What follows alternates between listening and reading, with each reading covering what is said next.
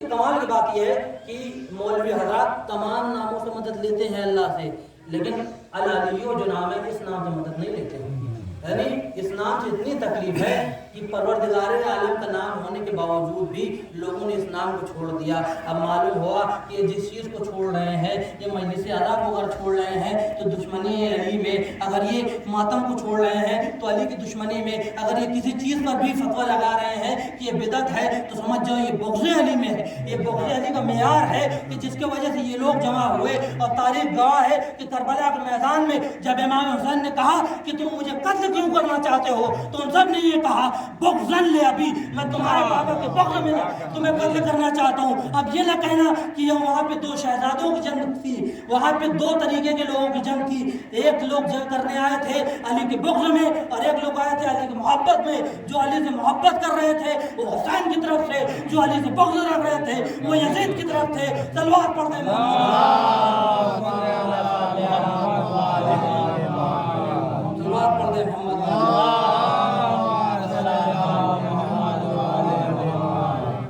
پھر آگے آیت بڑھتی ہے الرحمن الرحیم مالک یوم الدین ایاک نعبد و ایاک نستعین، کہ ہم تیری ہی عبادت کرتے ہیں اور تجھ سے ہی مدد چاہتے ہیں۔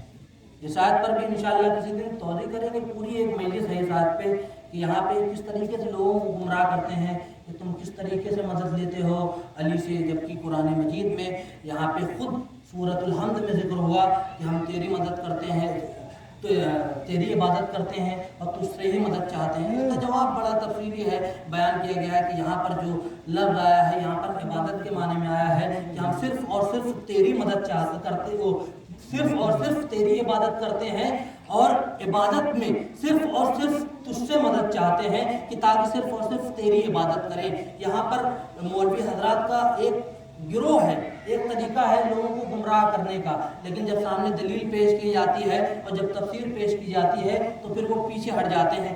انشاءاللہ کسی دن اس آیت پر پوری توضیح دیں گے۔ پھر آگے آ رہا ہے کہ اہدنا الصراط المستقیم، کہ ہمیں جو ہے صراط مستقیم پر قائم رکھ۔ ہم لوگ یہ کہتے ہیں کہ قائم رکھ، چلا وہ کہتے ہیں یا دکھا وہ کہتے ہیں کہ جنہیں نظر نہ آیا ہو، صراط مستقیم۔ ہم یہ کہتے ہیں ہمیں نظر آ رہا ہے، ہمیں اگر نظر نہ آ رہا ہوتا اور ہمیں صراط مستقیم ملا نہ ہوتا تو آج ہم فرش ادا پہ نہ ہوتے، آج ہم ہمارے گاؤں میں ہمارے بستی میں مسجدیں نہ ہوتی۔ مسجدوں کا ہونا اور اذانوں کا ہونا یہ دلیل یہ ہے کہ ہمیں صراط مستقیم نظر بھی آ رہا ہے اور ہم اس پر قائم بھی ہیں۔ صلوات پڑھ دیں محمد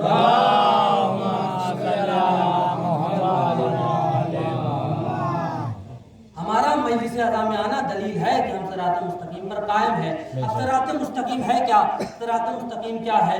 خلیفہ اول جو اس وقت خلیفہ نہیں تھے، انہوں نے ایک مرتبہ رسول اسلام سے پوچھا جب یہ سورۃ الفاتحہ نازل ہوئی کہ یا رسول اللہ یہ آیت ہے کہ اہدنا الصراط المستقیم، کہ صراط مستقیم پر ہمیں قائم رکھ، صراط مستقیم ہمیں دکھا دے، یا رسول اللہ یہ صراط مستقیم ہے کیا؟ یہ صراط مستقیم ہے کیا؟ رسول اللہ نے کہا بیٹھ جاؤ بیٹھ جاؤ، ابھی بیٹھ جاؤ، بیٹھا دیا، پھر کھڑے ہوئے، پھر بیٹھا دیا، 3 مرتبہ ہو گیا، چوتھے مرتبہ کھڑے ہوئے، پھر بیٹھا دیا۔ اب اس کے بعد ایک مرتبہ رسول کی نظر نبوت کی نظر امامت کی طرف پڑھی، دیکھا سامنے سے علی آ رہے ہیں۔ اب اس کے بعد رسول نے کہا اب کھڑے ہو جاؤ، اب سوال کرو، کیا سوال تھا تمہارا؟ کہا یا رسول اللہ یہ صراط مستقیم ہے کیا؟ یہ صراط مستقیم کہتے کسے ہیں؟ یہ صراط مستقیم ہے کیا؟ رسول خدا نے اپنے ہاتھوں سے اشارہ کیا، کہا ھذا صراط مستقیم فاتبعوہ، یہ ہے صراط مستقیم، اس کی اتباع کرو۔ جو علی کو مان رہا ہے وہ صراط مستقیم پر قائم ہے، جو علی کو نہیں مانتا وہ صراط مستقیم سے بھٹکا ہے۔ صلوات پڑھ دیں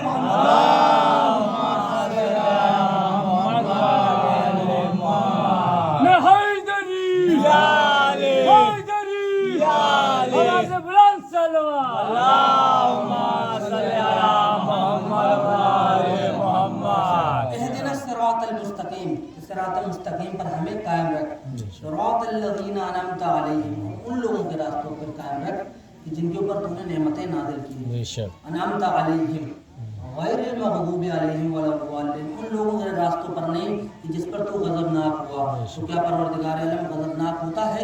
बिल्कुल गज़बनाक होता है, वो गज़बनाक होता है। परवरदिगार आलम गज़बनाक कब होता है? परवरदिगार आलम कह रहा है मैं गज़बनाक तब होता हूँ जब मेरा रसूल गज़बनाक हो जाए। रसूल कब गज़बनाक होता है? अल्लाह का रसूल गज़बनाक कब होता है? अल्लाह का रसूल कह रहा है फातिमा तो बज़अतु मिन्नी, फातिमा मेरा जुज़ है। फमन अग़ज़बहा अग़ज़बनी, जिसने फातिमा को गज़बनाक किया उसने मुझे गज़बनाक किया। अब अगर इस आयत का तर्जुमा करें और उसका खुलासा बताएं तो ये खुलासा ये निकल रहा है कि परवरदिगारा मेरा शुमार उन लोगों में करना जिनसे फातिमा राजी है, मेरा शुमार उन लोगों में न करना जिनसे फातिमा आखिरी दम तक नाराज रही। सलवात पढ़ते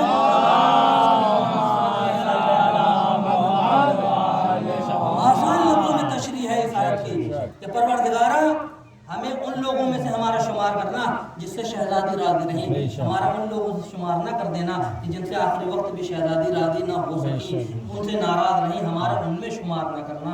ये है सूरतुल हम्द की तौज़ीह और तशजीह। वाक़िअन जब इंसान पढ़ेगा तो कदम कदम पर पूरे कुरान अहले बैत का कलमा गो है, अहले बैत का कसीदा पढ़ रहा है, बस इबरत वाली आंखें होनी चाहिए। इमाम जाफ़र सादिक अलैहिस्सलाम फरमाते हैं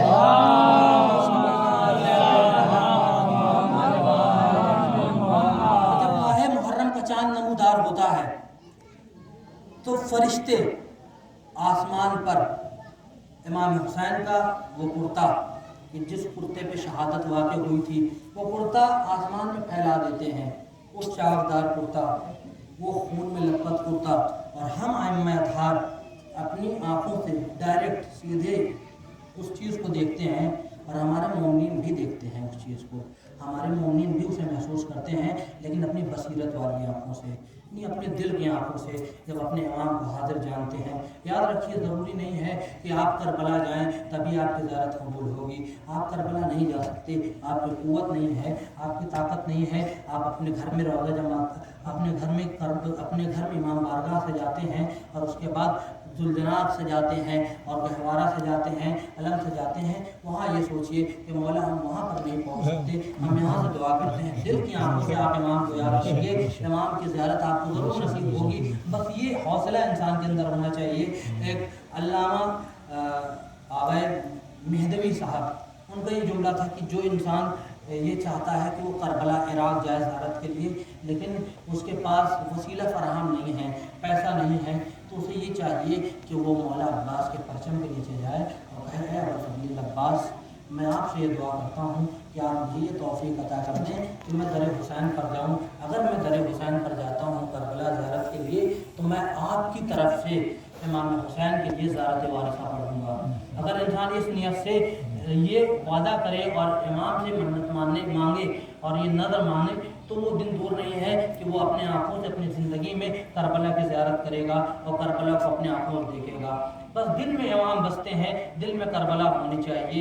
इमाम की मोहब्बत के लिए कभी भी दौलत की शर्त नहीं है, ज़रूरी नहीं है कि दौलत हो तभी आप पहुंच जाओगे। न जाने कैसे कैसे लोग जो करबला पहुंच जाते हैं जिनके पास खाने के लिए भी नहीं होता, लेकिन उनके पास वो इश्क होता है, वो जज्बा होता है जो इमाम से मिला देता है। और इमाम ने कहा कि तुम खुलूस से याद करो, जज्बे से याद करो। आप देखिए कि ज़रूरी नहीं है कि जब लाखों लोग आपके फर्श अज़ा पर आएँ, आपके वहाँ मजलिस में आएँ तभी मजलिस कबूल हो। न जाने ऐसे कितनी दास्तानें पड़ी हुई हैं, कितनी दास्तानें हैं कि एक बच्चों ने शादी फर्श अज़ा बिछाई और उसमें 4-5 बच्चे बैठे रहे और वो मजलिस कबूल हो गई। उस मजलिस में शहजादी भी आ गई, अम्मा अतहार भी आ गए। तो कभी भी अपने घर को छोटा ना समझे, कभी भी अपने फर्श अज़ा को छोटा ना समझे।